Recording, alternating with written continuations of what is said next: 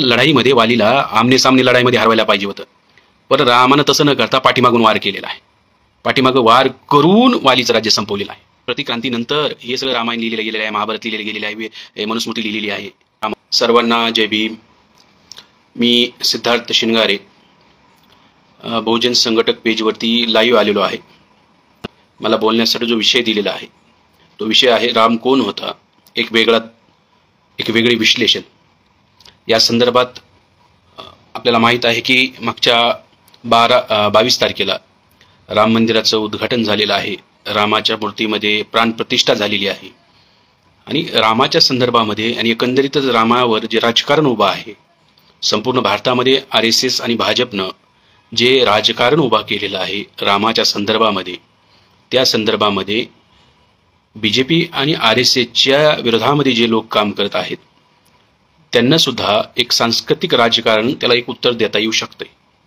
परंतु आज जर देशाची परिस्थिती बघितली तर परिस्थिती अशी आहे की रामाच्या राजकारणामध्ये अर्थात BJP आणि RSSनं जे रामाच्या मंदिराचा मुद्दा राजकारणामध्ये तेवत ठेवला आणि राम मंदिर बांधून तो जो पूर्ण केला, यामध्ये विरोधक जे आहेत हे विरोधकांच्या चारी मुंड्या चित झालेली आहेत.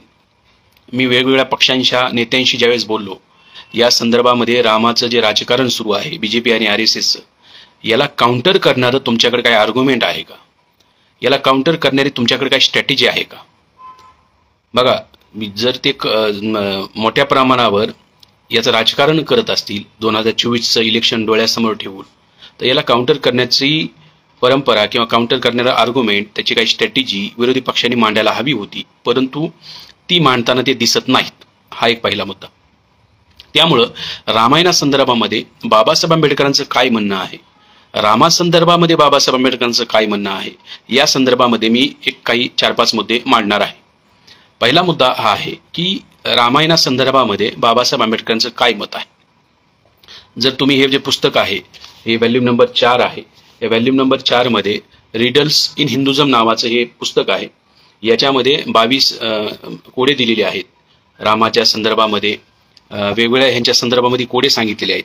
यातच राम आणि कृष्णाचे कोडे असा एक सेपरेट चॅप्टर आहे आणि तो जो चॅप्टर आहे तो एक सेपरेट जोडलेला आहे.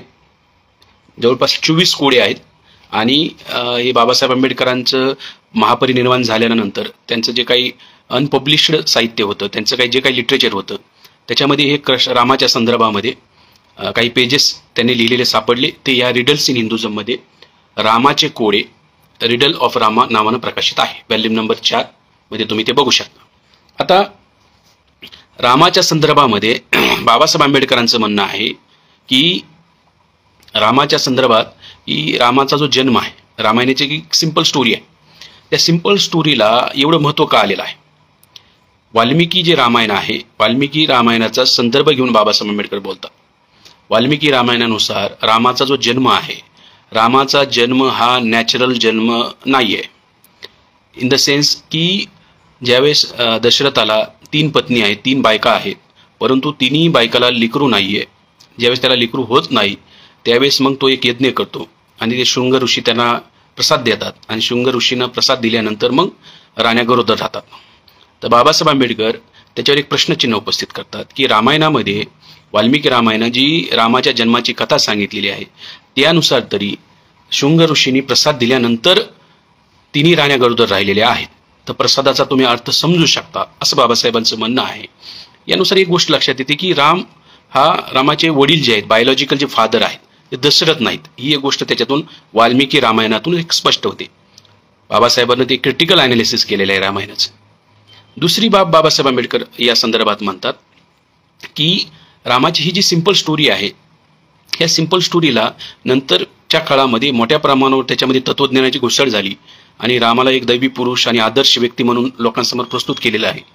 परंतु बाबासाहेब आंबेडकर ही सगळी बाब मांडताना हे लक्षात घेतात की काय रामाचा आदर्श घ्यावा, रामाचा आदर्श आपण घेतला पाहिजे, असं रामाचं व्यक्तिमत्व रामायणामध्ये लिहिलेलं आहे का, ते खरं खोटं नंतरचा मुद्दा. आता रामायणाच्या संदर्भातला विषय आहे.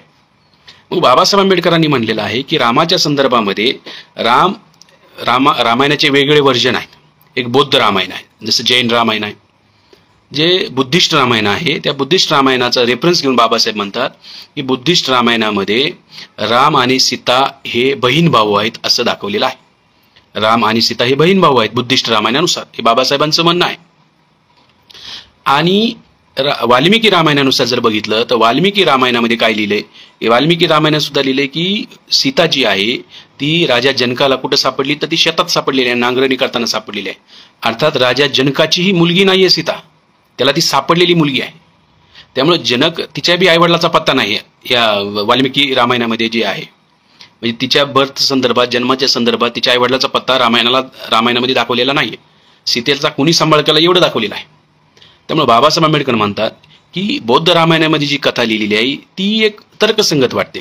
तर्कसंगत यासाठी की आर्यांच्या काळामध्ये जे लग्न संस्था होती, घरामध्ये सख्या बहिणीसोबत लग्न करण्याची परंपरा आर्यांच्या काळात होती.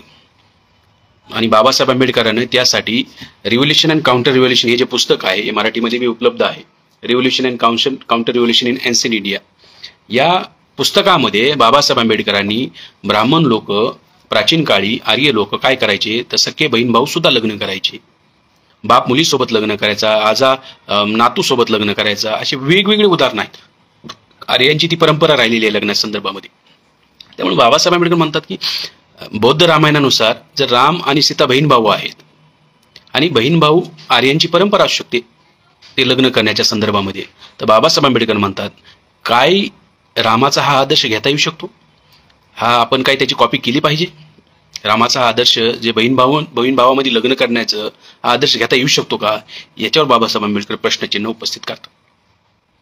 दुसरा प्रश्न उपस्थित करतात बाबासाहेब आंबेडकर की रामाच्या संदर्भामध्ये त्यांनी म्हणलेलं आहे की रामाला वीर पुरुष घोषित केलेला आहे आणि एक मर्यादा पुरुषोत्तम घोषित केलेला आहे.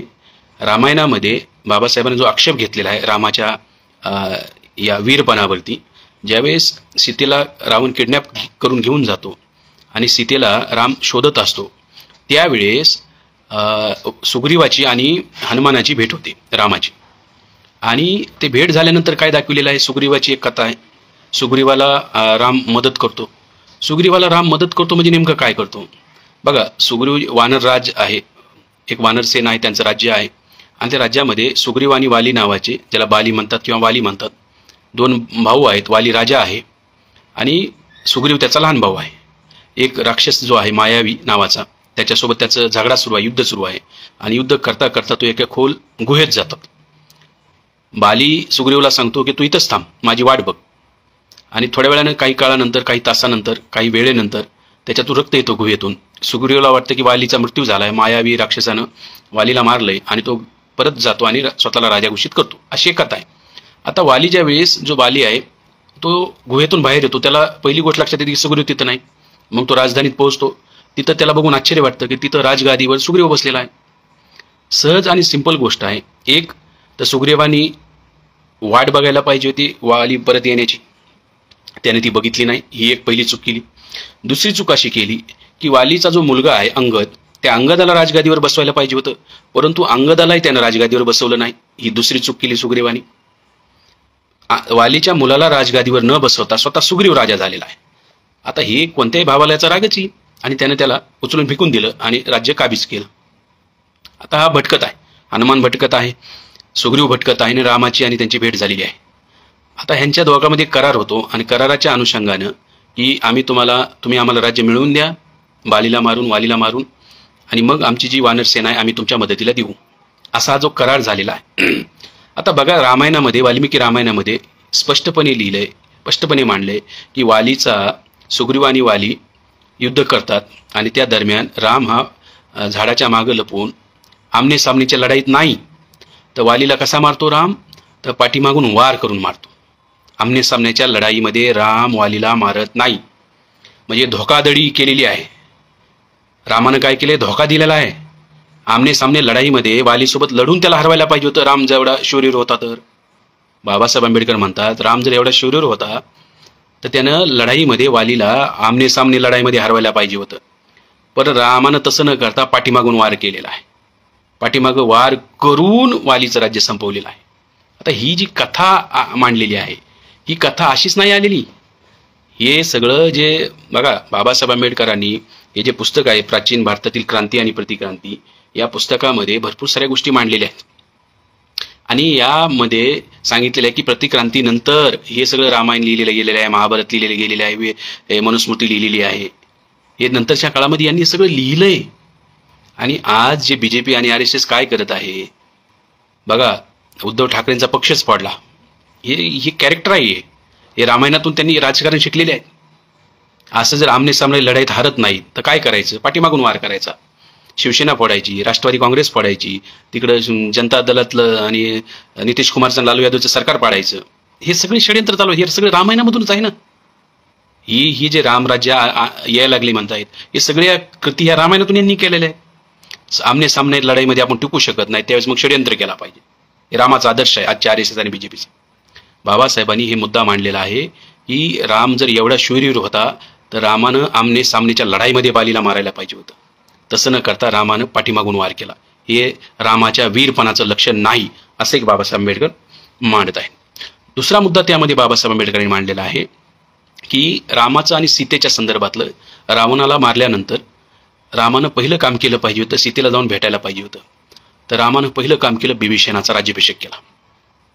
म्हणजे बिभीषणचा राज्याभिषेक करणं हे महत्त्वाचं वाटलं रामाला काम, नक्की सीतेला भेटणं. आणि हनुमानाला पाठवलं आणि सीतेला घेऊन यायला सांगितलं. आणि मग हनुमान जाऊन सीतेला घेऊन आलेले आहेत. आता बाबासाहेब आंबेडकरांनी वाल्मिकी रामायणामधला तो डायलॉग दिलेला आहे की राम आणि सीतेची पहिली भेट झाल्यानंतर राम काय म्हणतो, तुला पळवून नेल्यामुळं माझ्यावर जे लांछन लागलेलं होतं माझ्या वीरतेवरती, ते या युद्धामुळे धुवून गेलेलं आहे. बघा, रामाला सीतेला हस्तगत करणं उद्देश नाहीये, तर स्वतःवर जे लांछन लागलेलं आहे, त्याची बायको पळवून नेलेली आहे कुणीतरी, ती परत मिळविणं आणि मर्दानकी गाजवण्यासाठी त्यांनी युद्ध केलेलं आहे असं राम म्हणत आहे. कोणत्याही स्त्रीला काय वाटतं हे ऐकून.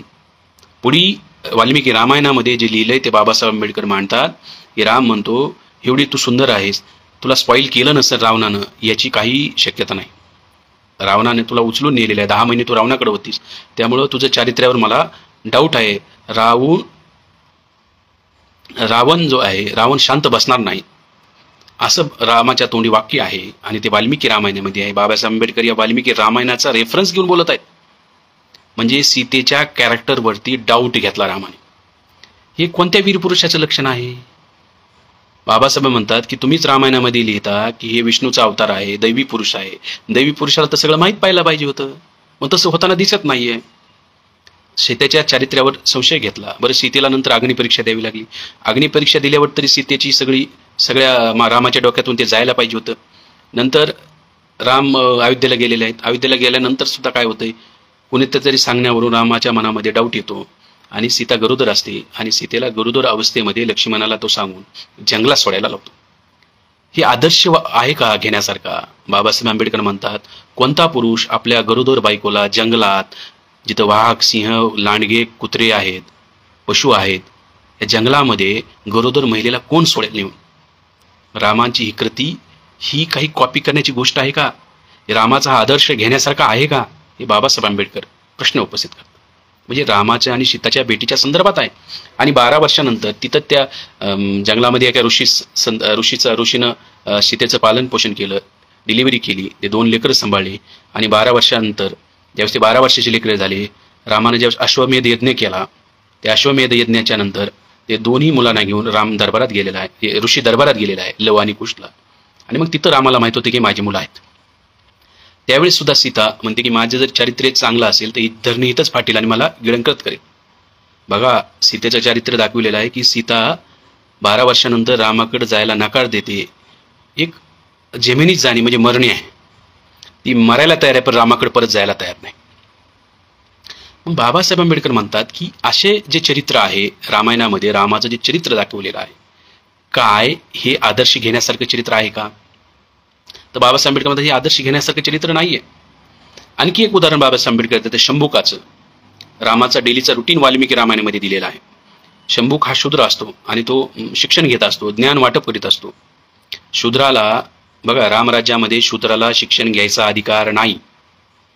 त्यामुळं एक ब्राह्मणाचा लहान मुलगा ज्यावेळेस मरतो, तो त्या लहान मुलाची डेड बॉडी घेऊन रामाकडे येतो आणि म्हणतो की तुझ्या राज्यामध्ये काहीतरी पाप होत आहे म्हणून ब्राह्मणाची मुलं मरत आहेत. रामाला वाटतं माझ्या राज्यामध्ये काय पाप होत आहे, म्हणून राम ते शोधायला निघतो. आणि मग तिथं त्याला शोधल्यानंतर शंभूक ऋषी दिसतात. शंभूकाशी डायलॉग होतो. आणि ज्यावेळेस रामाला कळतं की शंभूक हा शूद्र आहे, राम काय करतो, तलवार काढतो आणि शंभूकाची हत्या करतो. हे वाल्मिकी रामायणामध्ये दाखवलं आहे, लिहिलं आहे. बाबासाहेब आंबेडकर म्हणतात की रामाच्या राज्यामध्ये शूद्र असलेल्या शंभूकाची हत्या स्वतः राम करतो. अर्थात रामाच्या राज्यामध्ये शूद्र लोकांना, अतिशूद्र लोकांना एज्युकेशन घेण्याचा, शिक्षण घेण्याचा, ज्ञान घेण्याचा अधिकार नव्हता. आणि मग असं जर रामराज्य असेल, ज्या रामराज्यामध्ये शूद्र अतिशूद्रांना, शूद्र अतिशूद्र म्हणजे कोण, इथले SC ST OBC, इथल्या SC ST OBCंना शिक्षण घेण्याचा अधिकार नाहीये रामराज्यामध्ये. शंभूकाची कहाणी बाबासाहेब आंबेडकरांनी त्यांच्या या पुस्तकामध्ये रिडल्स इन हिंदुझम नावाचं हे महाराष्ट्र सरकारनं प्रकाशित केलेलं पुस्तक आहे. या पुस्तकामध्ये ही सगळी रिडल्स ऑफ रामा नावाच्या बॅनर खाली एक चॅप्टर जोडलेला आहे अपेंडिक्समध्ये. हे वाचलं पाहिजे. याच्यामध्ये बाबासाहेबांनी स्पष्टपणे मांडलेलं आहे.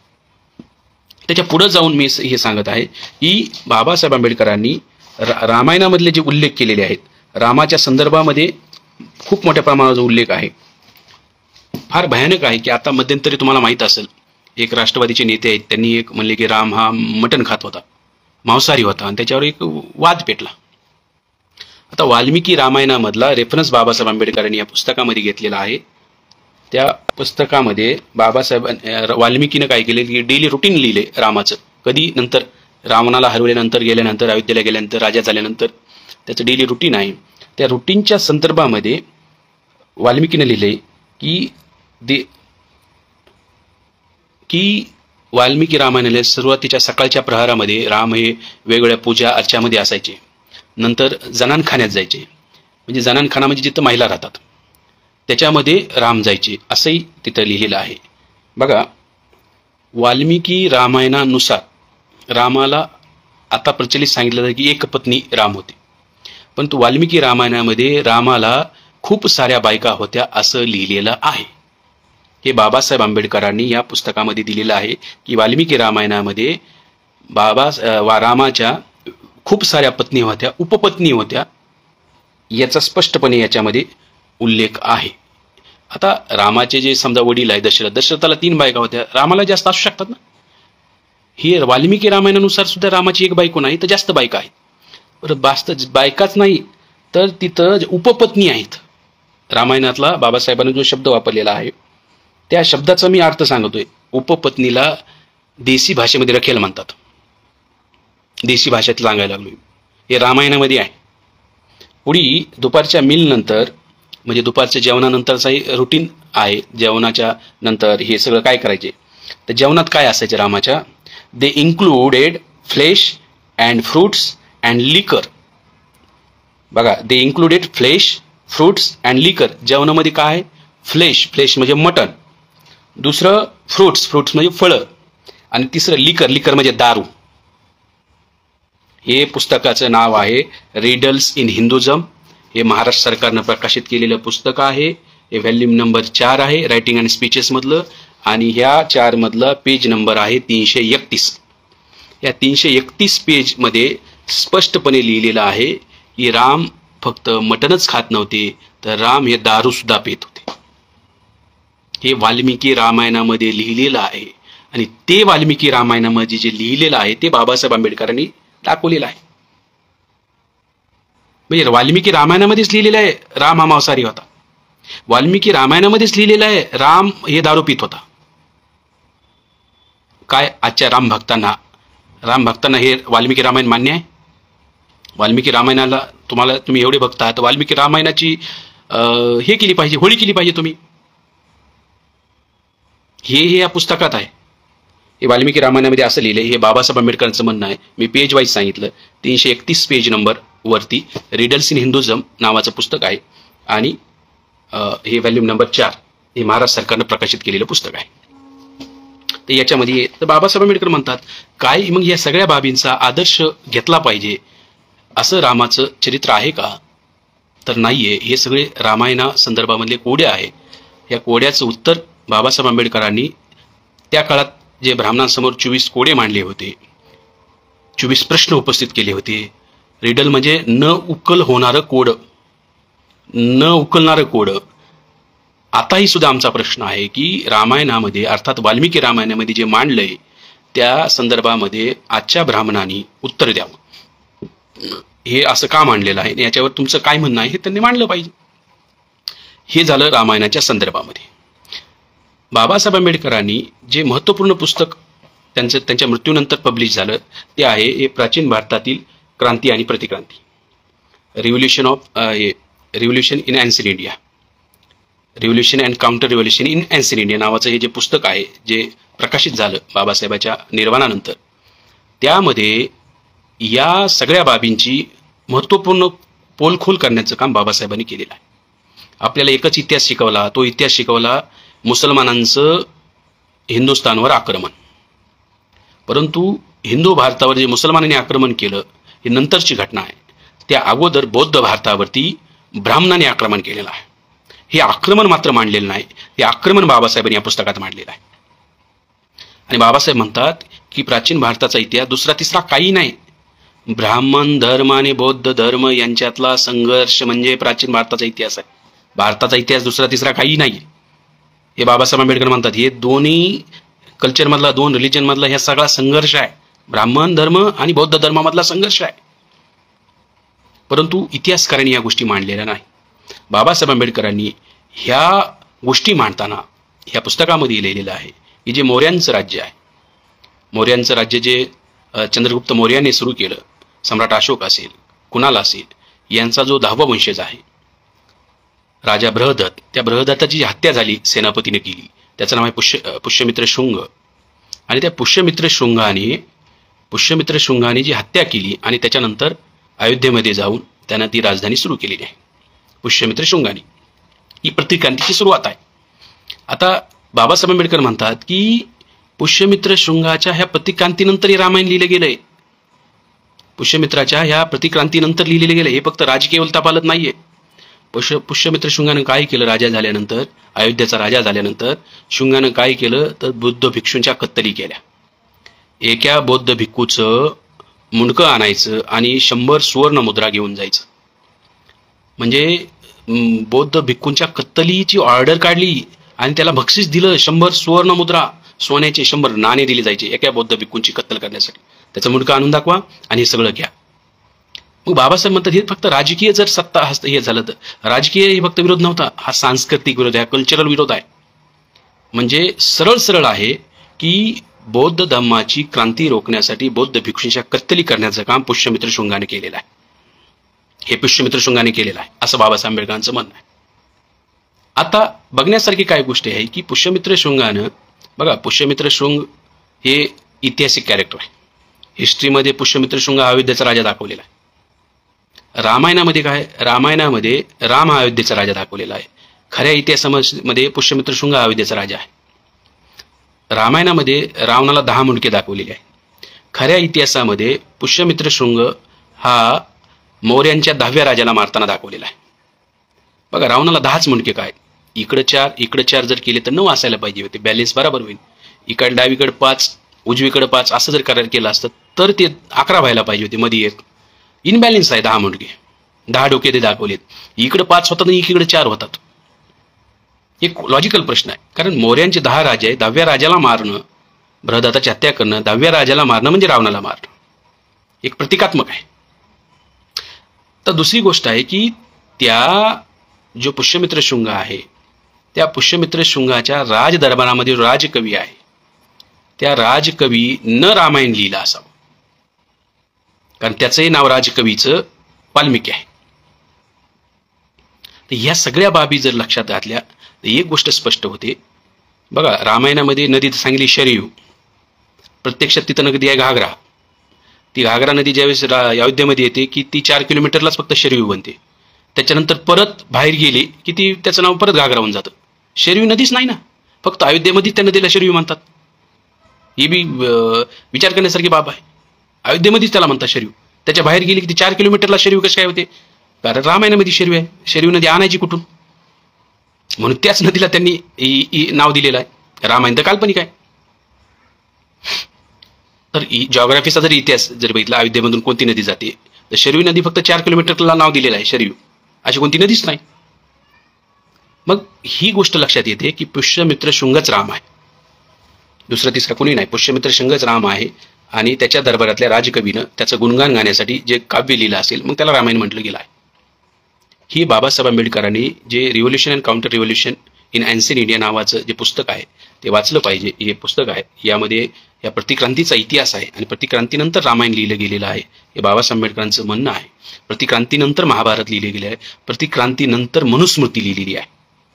मनुस्मृती बाबासाहेबांनी जाळली याचं कारणच आहे की या प्रतिक्रांतीनंतर बौद्धांचं साम्राज्य नष्ट केल्यानंतरच्या काळामध्ये मनुस्मृती लिहिलेली आहे आणि मनुस्मृतीनं ब्राह्मणाला राजा बनण्याचा अधिकार दिलेला आहे. अगोदर वैदिक काळामध्ये बुद्धाच्या अगोदरचा जो कालखंड आहे यामध्ये ब्राह्मणाला राजा होता येत नव्हतं. क्षत्रिय लोक राजा व्हायचे, परंतु मौर्यांच्या नंतर जर बघितलं तर ब्राह्मण लोक राजे झालेत. पुष्यमित्र शृंग याचं एक उदाहरण आहे. हाही इतिहास बाबासाहेब आंबेडकरांनी मांडलेला आहे. त्यामुळे प्रश्न आहे की आजच्या RSS आणि BJPनं हे जे रामाच्या नावानं पॉलिटिक्स सुरू केलेलं आहे याला उत्तर काय आहे? तर उत्तर बुद्धिझम आहे. तथागत गौतम बुद्धाचा इतिहास आहे, मौर्यांचा इतिहास आहे, बौद्धांचा जो इतिहास आहे तो सांगणं याला उत्तर आहे. कारण रामाच्या जन्माची कथा पुष्यमित्र शृंगाच्या जन्मापासून सुरू होते. जर प्रतिक्रांती झाली नसती तर रामायणच लिहिलं गेलं नसतं. बौद्धांचं राज्य संपवलं आणि मग रामायण लिहिलं गेलेलं आहे. हे समजून घेतलं पाहिजे आपण की बौद्धांचं राज्य, मौर्यांचं राज्य खतम केलं ब्राह्मणांनी आणि ब्राह्मण धर्माची परत स्थापना केली. आम्हाला शिकवलं की मुसलमानांनी आक्रमण केलं, मान्यच आहे ना, मुसलमानांनी आक्रमण केलं, पण मुसलमानांनी आक्रमण केल्यानंतर सगळ्या हिंदूंना मुसलमान करू शकले का? ते तसं त्यांनी केलं नाही. काही लोकांना मुसलमान त्यांनी केलं, परंतु सगळ्याच हिंदूंना त्यांनी मुसलमान केलं का? तर नाही केलं. परंतु ब्राह्मणांनी काय केलं? प्रतिक्रांतीनंतर एवढं आक्रमण केलं बौद्ध की समूळ नष्ट केला बौद्ध धर्म या धर्तीतून. एक माणूस, एक भिक्षू जिवंत ठेवला नाही. सगळ्या भिक्षू भारत देशातून पळून गेले, कत्तल सुरू केल्या. एवढं भयानक आक्रमण यांनी केलेलं आहे बौद्ध भारतावरती. काय याचं उत्तर ब्राह्मण देणार आहेत का? तुम्ही ह्या बी इतिहास शिकवा ना. एकच आक्रमण सांगता, ब्राह्मणांचं जे बौद्धावर आक्रमण झालं त्या आक्रमणानंतर काय काय तुम्ही केलं, बौद्धांच्या कशा कत्तली केल्या, हे बी मांडलं पाहिजे ना तुम्ही. तुम्ही अर्धा इतिहास सांगता. बाबासाहेब आंबेडकर म्हणतात त्यामुळे या अँगलनं खरा इतिहास लिहिण्याची गरज आहे, बौद्ध भारताचा इतिहास लिहिण्याची गरज आहे. आणि मला असं वाटतं की बौद्ध भारताचा इतिहास आज सांगण्याची गरज आहे. बघा, बाबासाहेब आंबेडकरांनी ज्यावेळेस धर्मांतर केलं त्यावेळेस त्यांनी 22 प्रतिज्ञा घेतल्या. त्याच्यातली एक प्रतिज्ञा आहे, मी रामाला आणि कृष्णाला देव मानणार नाही किंवा त्यांची उपासना करणार नाही. बाबासाहेबांनी रामाला डिनाय केलेला आहे, संपूर्ण डिनाय केलेला आहे. हे सगळं अभ्यासांती आहे. बाबासाहेबांनी रामाला का डिनाय केलेला आहे? हे बौद्ध धर्माच्या विरोधातलं कॅरेक्टर आहे म्हणून डिनाय केलेलं आहे. कम्प्लीट डिनाय केलेलं आहे राम आणि कृष्णाला मांडण्याच्या संदर्भामध्ये. हे बाबासाहेबांनी कम्प्लीट डिनाय केलेलं आहे. ही बी आपण गोष्ट नमूद केली पाहिजे. आणि शेवटचं सांगतो, जे RSS आणि BJPनं जे रामाचं उदात्तीकरण सुरू केलेलं आहे, रामाच्या संदर्भामध्ये जे गोष्टी बोलल्या जात आहेत, याला जर काउंटर करायचं असेल, या राजकारणाला जर काउंटर करायचं असेल तर आपल्याला बौद्धांचा इतिहास सांगणं आवश्यक आहे, सम्राट अशोकाचा इतिहास सांगणं आवश्यक आहे, बृहदत्ताचा इतिहास सांगणं आवश्यक आहे, पुष्यमित्र शंघानं जी हत्या केली ते सांगणं आवश्यक आहे, मौर्यांचं साम्राज्य गेल्यानंतर ब्राह्मणशाही कशी आली हे सांगणं आवश्यक आहे, मनुस्मृती कशी निर्माण झाली, त्यानंतर रामायण, महाभारत, उपनिषद, हे सगळ्या गोष्टी कशा लिहिल्या गेल्या, पुराण कसे लिहिले गेले आणि ते का लिहिले गेले, गीता का लिहिली गेली, याचे सर्व उत्तर बाबासाहेबांनी या revolution and counter revolution in ancient India मध्ये मांडलेले आहेत. आजचा काळ आहे, आपल्याला आता आधुनिक भारतातील क्रांती आणि प्रतिक्रांती लोकांना सांगावं लागेल. बाबासाहेबांना प्राचीन भारतातील क्रांती आणि प्रतिक्रांती लोकांना सांगितली. प्राचीन भारतामध्ये क्रांती काय झाली? ती बौद्ध धर्माची क्रांती होती. बौद्ध धर्माची एवढी क्रांती होती की नंतरच्या काळामध्ये हे मौर्य जे लोक आहेत हे नागवंशीय लोक होते, वर्णानं त्यांना शूद्र म्हणता येईल. हे नागवंशीय लोक होते, यांचं साम्राज्य निर्माण झालं. बुद्धाच्या अगोदर जी वैदिक कालखंड जो आहे, वेदामध्ये शूद्राला राजा होण्याचा अधिकार नाही. बुद्धाच्या क्रांतीनंतर शूद्र लोक राजे झाले, फक्त राजेच नाही तर सम्राट झालेले आहेत. वेदानुसार शूद्रांना शिक्षण घेण्याचा अधिकार नाही. नंतरच्या काळामध्ये बौद्धांनी नालंदा, तक्षशिला, उज्जैनी, विक्रमशिला सारख्या 17 युनिव्हर्सिटीज खोलल्या. नालंदा तर एवढं मोठं विद्यापीठ होतं की जगभरातील विद्यार्थी तिथे यायचे आणि ते हमेशा त्या गेटसमोर चिखल असायचा, कारण विद्यार्थ्यांचे ॲडमिशन व्हायचं नाही, ते रडायचे, अशी एक मन आहे.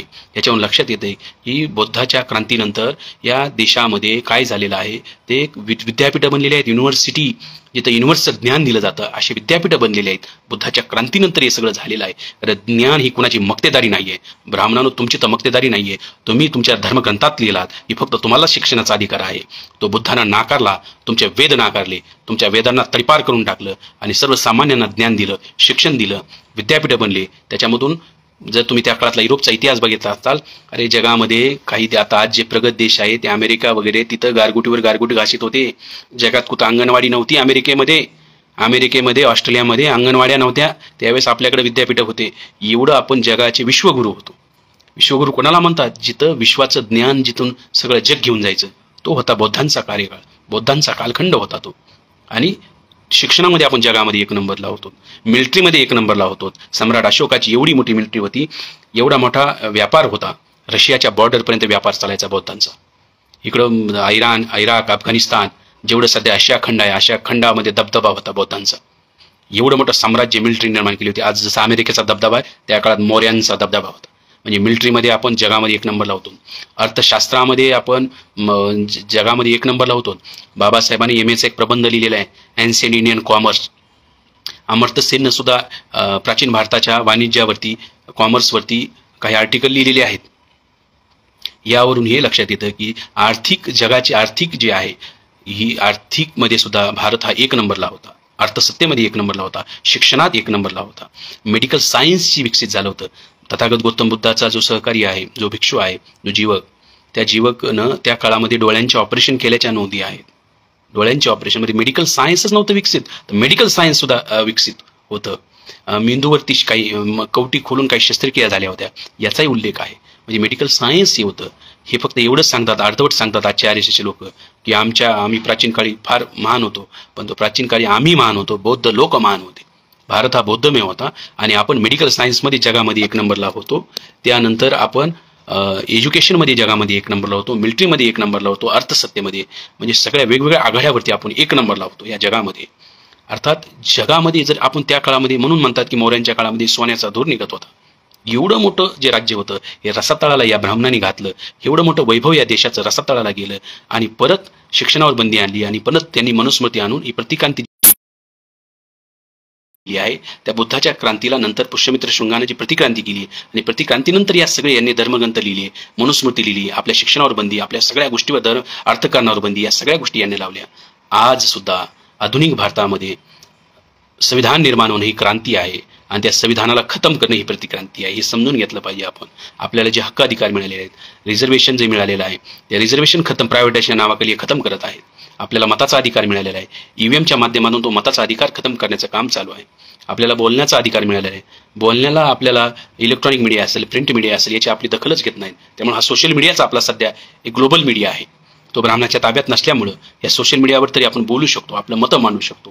ही प्रतिक्रांतीच्या दौरमध्ये आहोत आपण. म्हणून त्यांनी परत रामाची प्रतिष्ठापना केलेली आहे. राम मंदिराची प्रतिष्ठापना म्हणजे शूद्रावर शिक्षणावर बंदी आहे. परत गुलामगिरीची सुरुवात आहे.